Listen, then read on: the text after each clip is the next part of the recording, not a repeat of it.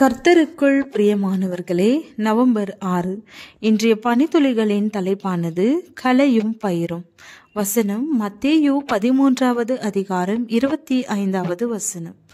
மனுஷர் நித்திரை பண்ணுகையில் அவனுடைய சத்ரு வந்து கோதுமைக்குள் களைகளை விதைத்து விட்டு போனான்.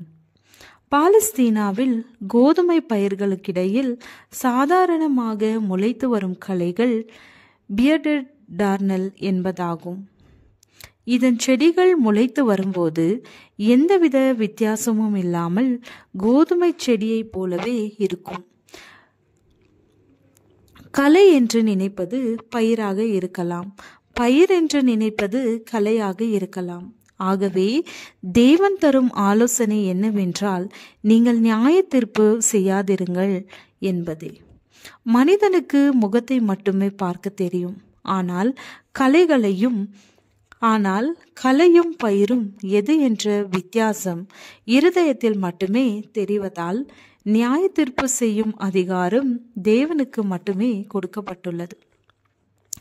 ஜான் ஹாஸ், ஜெரோம் போன்ற பெரிய போதகர்கள் அன்றைய திருச்சபையில் வித்தியாசமாக பேசினபடியால் அவர்களை களைகள் என்று நினைத்து பிடுங்கி போட்டார்கள். பியர்டட் டார்னல் என்ற கலையில் இன்னொரு விசேஷம் என்னவென்றால், சற்று வளர்ந்த உடனேயே கோதுமை எது களை எது என்று தெரிந்துவிடும். ஆனால் அதற்குள் இவற்றின் வேர்கள் கோதுமை பயிரின் வேர்களோடு பின்னி பிணைந்துவிடும். ஆகவே கிறிஸ்து திருச்சபைக்கு தரும் ஆலோசனை இரண்டையும் அறுப்பு மட்டும் வளர விடுங்கள் என்பதே. ஆதலால் களைகளை சேர்த்து அக்கினியினால் சுட்டெரிக்கிறது போல இவ்வுலகத்தின் முடிவிலே நடக்கும்.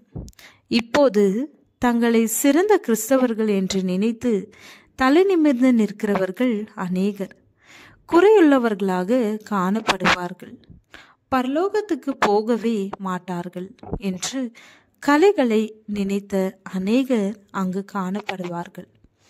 மனிதன் தோற்றத்தை பார்க்கிறான், தேவனோ இருதயத்தை பார்க்கிறார்.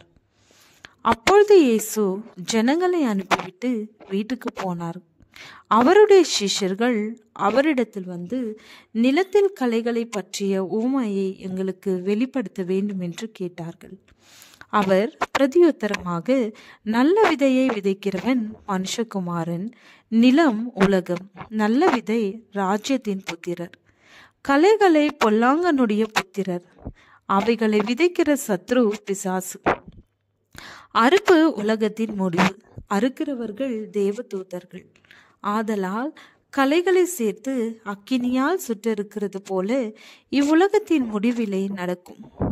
கிறிஸ்துவுக்குள் பிரியமான விசுவாசியே, நீ மணியாக இருக்கிறாயா களையாக இருக்கிறாயா என்று மட்டும் கவனித்து பார்.